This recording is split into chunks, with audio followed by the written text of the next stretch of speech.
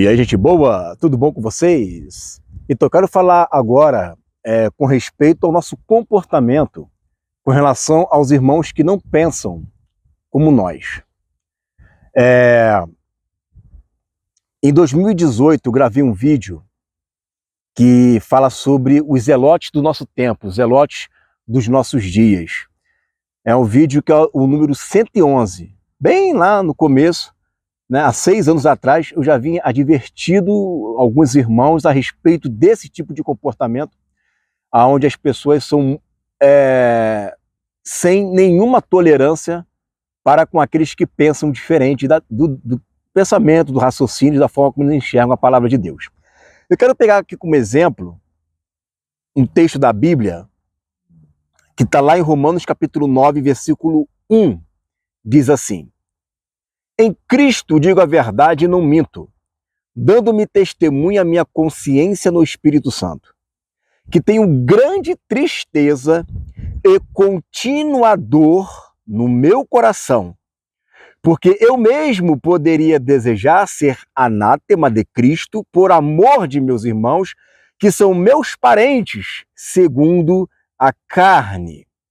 Aí ele vai falar aqui no capítulo 11, né?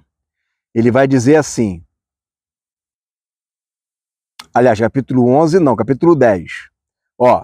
Vai dizer assim, versículo 1, Romanos 10, 1.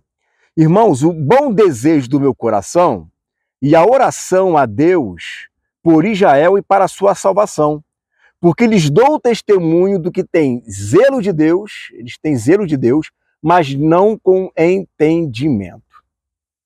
Muito bem.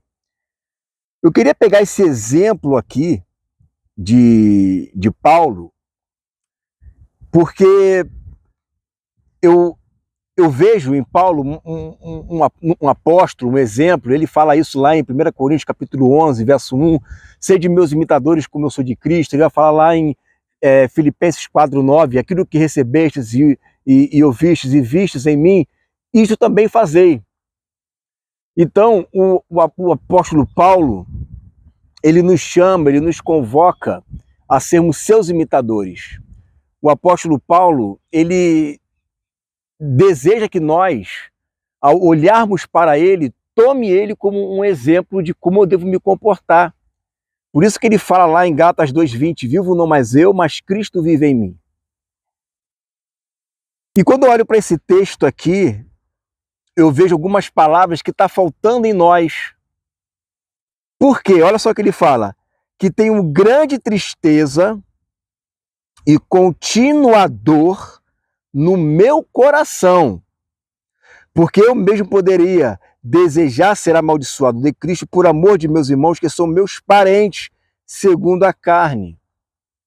Eu olho para o apóstolo Paulo, eu vejo aquela mesma expressão de Jesus, quando ele olha para Israel e vê o povo ali que não estava querendo mais obedecê-lo, ou ouvi-lo, ou crer nele, e ele começa a chorar. Jerusalém, Jerusalém. O apóstolo Paulo, quando ele escreve para a carta a Gálatas, uma igreja que começou no espírito, mas terminou na carne, ele fala assim, eu rogo com dores de parto. Isso está lá em Gálatas 4,19. Diz assim, eu rogo com dores de parto, até que Cristo venha a ser formado em vós. Em todas as cartas de Paulo, você vê ele falando, olha, eu estou orando sem cessar por vocês, vocês estão em contínuas orações, eu oro por vocês. O que eu aprendo com isso, gente? Eu aprendo que nós, muitas das vezes, somos pessoas que não toleramos o outro, porque ele pensa diferente, porque ele tem uma visão diferente daquilo que eu tenho. E por ele pensar diferente, por ele não crer da forma como eu creio, porque ele prega diferente, e não interessa essa heresia, porque o povo de Israel ali, nem Jesus Cristo cria.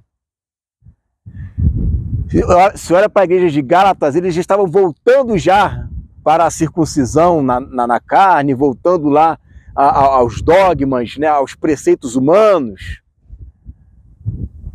Mas mesmo assim, o apóstolo Paulo, mesmo assim,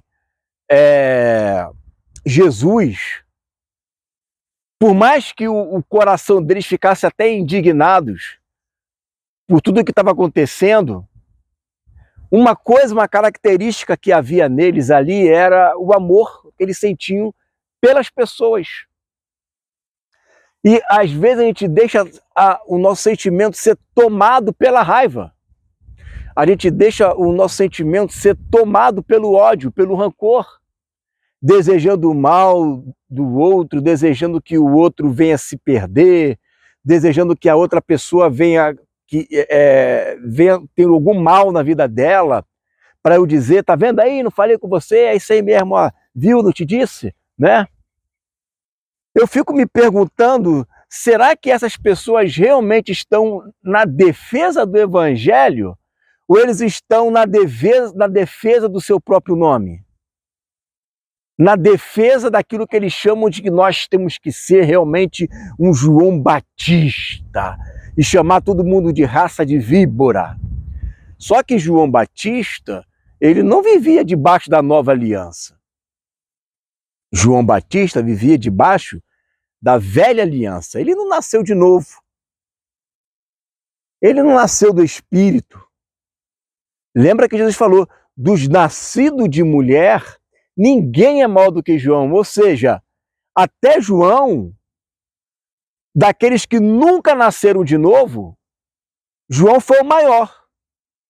Mas o menor daquele que nasceu de novo tem que ser maior do que João Batista. E vai ser no reino. João Batista foi colocado ali como exemplo. Claro que João Batista estará no reino de Deus, como um filho de Deus glorificado. Mas o que ele está querendo dizer é o seguinte, olha, João Batista foi o maior dentre aqueles que não são glorificados até a primeira aliança. A partir da segunda aliança, o menor no reino tem que ser maior do que ele. E o pessoal fica pegando o exemplo de João Batista, né, porque ele chamava de raça de víbora, porque ele fazia isso, ele fazia aquilo. Tá, mas João Batista, ele não tinha nascido de novo. A gente observa uma grande ira dos apóstolos, uma grande ira de Jesus com relação aos hipócritas, aqueles que não praticam aquilo que eles mesmos ensinam. Isso aí é um pecado gravíssimo da hipocrisia. Isso aí, Jesus, ele desce a lenha em Mateus capítulo 23, sobre os hipócritas. Mas eu não estou falando desse grupo de pessoas. Eu estou falando de gente que muitas das vezes não pensam igual a nós, em algum ponto doutrinário, e a gente já quer praticamente matar a pessoa espiritualmente. Eu fico me perguntando, será que essa pessoa ela já rogou com dores de parto? Será que essa pessoa ela ora insistentemente pela vida daquelas pessoas? Será que essa pessoa que não tem essa paciência toda, ela gasta horas intercedendo? Ela diz, olha, eu prefiro ser anátema para salvar aquele grupo de pessoas ali. Ou ela deseja a morte num sentido de vingança? Isso tudo são sentimentos carnais, irmãos, porque o sentimento de filho de Deus não é esse, não. Um sentimento de filho de Deus, por mais que você tenha zelo pela palavra, os judeus eles tinham zelo, mas não tinham entendimento. Vai ver o que eles faziam com os apóstolos. Tacava pedra, não é isso que fizeram lá com Estevão? Não foi assim que fizeram com Tiago? Eles tinham o zelo de Deus, mas eles não tinham entendimento. Então, ó, morte, mata Jesus, mata Tiago, mata Estevão, mata Paulo. E qual era o sentimento de Paulo? Qual era o sentimento de Estevão? Senhor, perdoa eles porque eles não sabem o que fazem. Esse sentimento de amor que nós somos testados praticamente 24 horas por dia. Um amor que ele é testado e nos prova mediante as injúrias, mediante ao falso testemunho e mediante a pessoas que pensam diferente da gente. Então a gente precisa ter cuidado porque hoje na internet, o que mais nós vemos São pessoas que não têm tolerância nenhuma com quem pensa diferente dela. Eu já mostrei aqui num vídeo, falei sobre esses tipos de robôs evangélicos que ficam na internet. É tolerância zero. Você vai ver os comentários das pessoas quando você vai dizer que não concorda com a visão dela. Eu não concordo com a sua visão. Imediatamente a pessoa já vem te humilhando, te xingando. Mas como assim? Que evangelho é esse que você quer levar para outra pessoa? Uma coisa é alguém ofender a sua honra, a troco de nada. Mas a pessoa simplesmente só falou que não concorda com você. A pessoa simplesmente disse que pensa diferente de você. Ela não chegou te xingando. Ela não te chegou dando o pé na porta. E ainda que fizesse isso, você é devedor do amor. Então eu fico imaginando esse tipo de comportamento que nós temos é muito parecido com a de Judas, porque Judas ele era um zelote. Ele queria ganhar o reino no peito e na raça. E Jesus falou que não seria assim. Se você quer ganhar o reino de Deus, tem que se tornar o servo de todos, o menor de todos. É o que Paulo fala em Filipenses 2, que haja em vós os mesmos sentimentos que houve em Cristo Jesus. Que sendo em forma de Deus, ele se humilhou, né? Se tornou na forma de homem. Ele se humilhou. Gente, você imagina o que é o Deus se fazer homem? Você tem noção do que é isso? Uma espécie de exemplo prático e que não funciona para Deus, mas só para você entender, seria a mesma coisa de você ser um rei de uma nação, no auge da sua juventude ali, e de repente você se fazer um verme. Um verme. Ficar ali no esgoto, né? Ficar ali nos defuntos, nos cadáveres. Porque ele diz que ele é um verme, está lá em Salmo. Então o que é um homem com relação a Deus? É o que o texto fala o tempo todo, vocês são carne, vocês são pó. E Deus ele se fez homem por amor a mim e a você. E nós que nos dizemos sermos filhos de Deus e irmãos de Jesus, a gente não consegue segurar um tranco de uma ofensa. A gente não consegue segurar um tranco, né, de uma pessoa que não pensa igual a gente. Eu glorifico a Deus, olha, eu glorifico a Deus de verdade, que eu passei muitos anos da minha vida dentro de uma igreja que inclusive é milenista, porque eu aprendi que Deus me amava e falava comigo lá dentro. A gente não tem essa autoridade para chegar e dizer que Deus não está lá dentro. Quem somos nós para dizer que Deus não está lá dentro?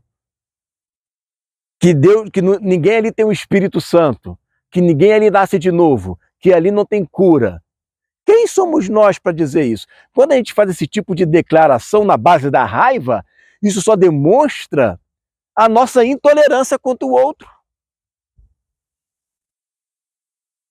Como assim que Deus, ele só tem filhos de Deus aqui, onde eu estou agora, no meu canal? Como que eu posso dizer isso, irmãos?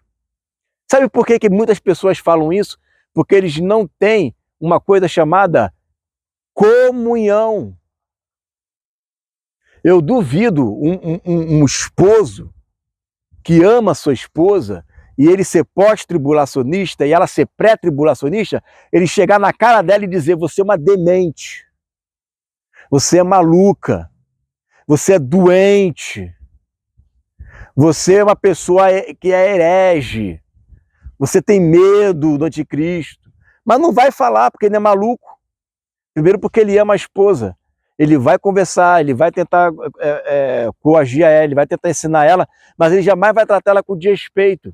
Ele jamais vai falar assim com a mãe, jamais vai falar assim desse jeito, a não ser se ele for parte de uma seita, porque é a seita que nos faz nos afastar dos outros, como a Testemunha de Jeová, por exemplo. Agora, aquele que ama, meu irmão, não age dessa forma, porque ele trabalha com a longanimidade, com a benignidade.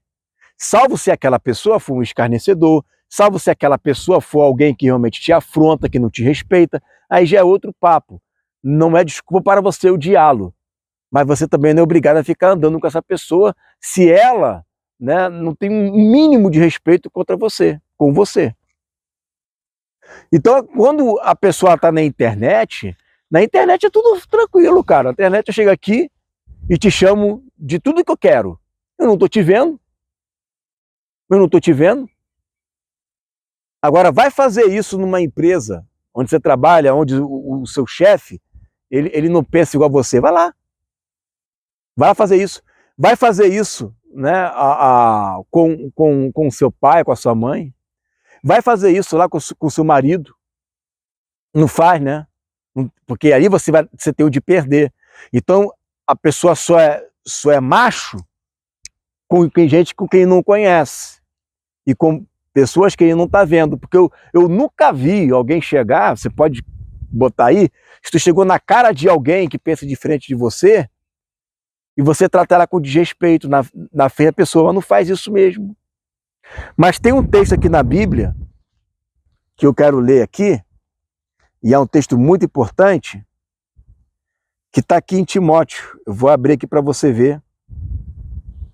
E para lermos aqui junto comigo, ó.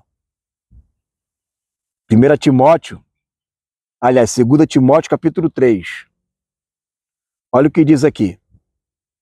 Sabe, porém, isto, que nos últimos dias sobrevirão tempos trabalhosos, porque haverá homens amantes de si mesmos, avarentos, presunçosos, soberbos, né, considerando sempre o próximo inferior a ele mesmo, né, blasfemos, desobedientes a pais e mães, ingratos. O que mais tem gente hoje, irmãos, é pessoa ingrata. Você gasta tempo com a pessoa, você ora com a pessoa, você ensina. Quantas pessoas, irmãos, já vieram aqui no meu canal durante esses 9 anos que eu tenho de canal? Essas pessoas vieram e eu, às vezes, gastava horas ensinando, dando apostila, tirando dúvida, ou até pessoalmente. E aí, por causa de alguma coisa que não tem a ver com pecado, mas é por causa de alguma coisa ou outra que ele não concorda, a pessoa simplesmente some do mapa. Ela some do mapa. Não quer mais saber de você, não fala mais, desaparece, mas de vez em quando fica, de vez em sempre, né, dá uma olhadinha aqui para ver o que a gente está ensinando. O que eu estou ensinando? Ah, deixa eu anotar aqui. Mas não aparece mais, não fala mais. Sabe o que é isso? Ingratidão. Isso vai aparecer de montão na nossa vida ainda. Enquanto houver ministério, pessoas assim ainda vão aparecer muito ainda no meu caminho.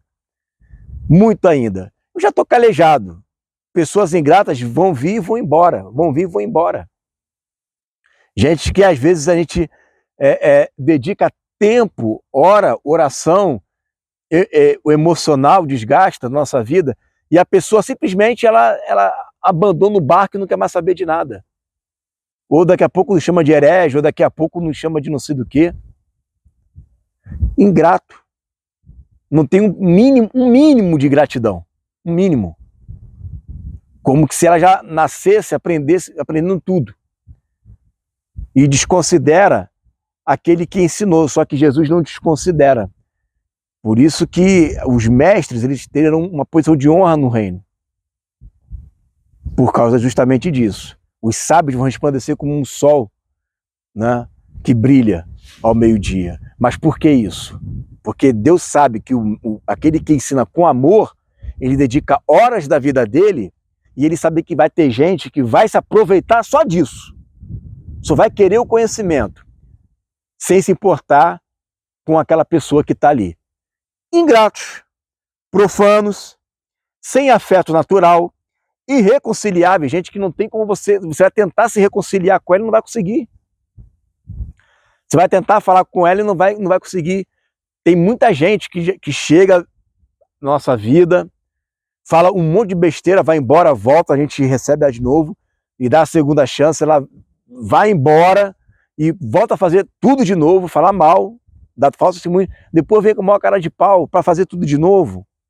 Está perdoado, mas não tem como ter uma reconciliação, porque cadê a confiança? Já dei duas chances, já como é que é essa história? A gente tem mais o que fazer. E outras não querem realmente nada, não querem nem dar uma paz do Senhor na rua. Caluniadores, incontinentes, pessoa que não tem domínio próprio, cruéis, gente má mesmo, ruim, gente ruim. Tem gente que, se pudesse, ela derrubaria o meu canal agora, se ela quisesse. Tem gente que, se pudesse, falasse assim, ó, que o Igor fica doente agora, fica doente, vai lá, vai fazer uma feitiçaria para ficar doente. Gente cruel. Tem pessoas que fazem campanha para as pessoas pararem de me ofertar. Tem gente que é cruel mesmo, quer ver o mal do outro, o mal ali, ó, quer ver ele padecer. Cruel. Sem amor para com os bons. Gente, pessoas que são boas. Não está fazendo mal a ninguém. Está lá evangelizando, está lá visitando os órfãos, está lá visitando, né, as viúvas. Está lá evangelizando, acorda de manhã, vai para a praça, pega o microfone, vai cantar um louvor. Até para essas pessoas o camarada é ruim. Está aqui, ó, não tem nem amor para com os bons. Não é nem alguém que está fazendo mal, mas é uma pessoa que está fazendo bem. Dentro do conhecimento dele, dentro daquilo que ele enxerga, ele está falando do reino, mas mesmo assim a pessoa vai lá e ó, quer o mal dela. Traidores. Gente que trai por nada, achando que vai se dar bem em alguma coisa. Traidores. Obstinados. Sabe aquela pessoa que ela vai até as últimas consequências, achando que vai se dar bem? Orgulhosos, né? Tá aqui, soberbo, orgulho, né? Mesma coisa. Mais amigos dos deleites do que amigos de Deus, dos prazeres, né? Das coisas desse mundo. Tendo aparência de piedade, ou seja, de devoção a Deus, tendo a aparência de que ama a Deus, não, eu oro, não, eu busco a Deus, não, eu faço as coisas que Deus manda, não, vamos... A palavra de Deus, ela é santa, porque nós temos que ser zelosos pela palavra de Deus. Não, porque eu defendo a palavra mesmo, tudo pela palavra, tudo pelo reino. Se é pelo reino, eu faço tudo que tem que ser feito. Tem aparência de piedade, mas nega a eficácia dela. Nega a eficácia da piedade, porque a piedade é uma vida de devoção a Deus, corpo, alma e espírito. A pessoa que vive na piedade, ela vive no amor, na fraternidade, na caridade. Ela vive com longanimidade, benignidade, domínio próprio. O que é a piedade? É o fruto do Espírito. Então ela tem a aparência de alguém muito espiritual, mas ela nega com o teu corpo esse poder dela, porque ela não vive nada disso. Esses tipos de pessoa, Paulo fala, se afasta dessas pessoas. Se afasta dela.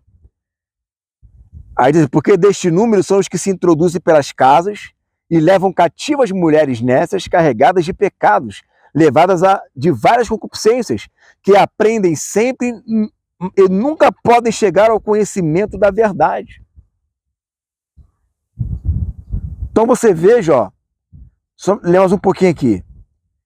E como Janes e Jambres resistiram a Moisés, assim também esses resistem à verdade, sendo homens corruptos de entendimento e repróbabos quanto à fé. Não irão, porém, avante, porque a todos será manifesto o seu desvario, como também foi o daqueles. Então você está percebendo aqui que o apóstolo Paulo, ele está assim, né, está tranquilo, ó. Gente assim, que é o que Paulo fala lá em Coríntios, capítulo 5, ele vai falar, olha, se tem algum irmão que se diz irmão e vive no pecado, com esse nem com mais. Aí ele vai falar aqui, se afaste desse. Jesus vai dizer isso. Se você chegou até ele, ele não te ouviu, leva 2 testemunhas. Se não te ouvir, leva a igreja. Se não te ouvir, considera ele como publicano, como um gentil. Mas tudo baseado no amor. E ele está bem tranquilo aqui, porque ele está dizendo, olha, não se preocupe com gente dessa natureza, porque esse tipo de gente vai ser visto a todos. Deus vai tirar a capa de todo mundo. Deus vai tirar a capa de todo mundo. Você está percebendo que ele está preocupado mais com o caráter? Aqui ele está falando do caráter. Tem gente que pensa que Deus ele vai tirar a máscara, né, de um pré-tribulacionista. E ele vai tirar a máscara desse pré-tribulacionista aí, que não sei o que é. Vai lá, vou fazer ele cair. Irmão, eu era pré-tribulacionista. Deus não tirou máscara nenhuma minha. Eu só aprendi. Eu era alguém que não cria nas festas de Israel. Eu fui aprender. Deus não tirou máscara nenhuma. Eu era uma pessoa que não cria nas festas, nas 2 casas de Israel. O Senhor simplesmente me ensinou a palavra, não teve fazer cair a máscara de alguém, né? Foi lá e humilhou, Deus foi lá e me humilhou, né? Não teve nada disso, irmão. Simplesmente Deus ensina, é o Espírito que ensina. Agora, se eu vivesse debaixo do que está aqui, aí Deus poderia tirar minha máscara. Aí Deus poderia. Porque ali a questão é caráter. É a piedade. É a piedade. Tem a ver com caráter. Tem a ver com o seu modo de se comportar diante do outro.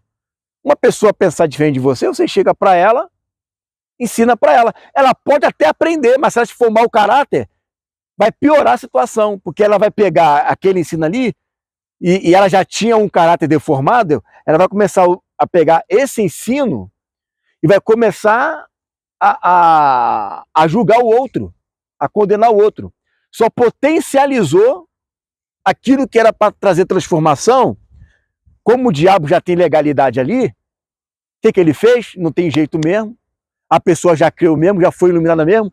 Então eu vou pegar isso daqui e vou transformar num julgador. Eu vou transformar em alguém que vai sair condenando todo mundo. Eu vou transformar ele em uma pessoa radical.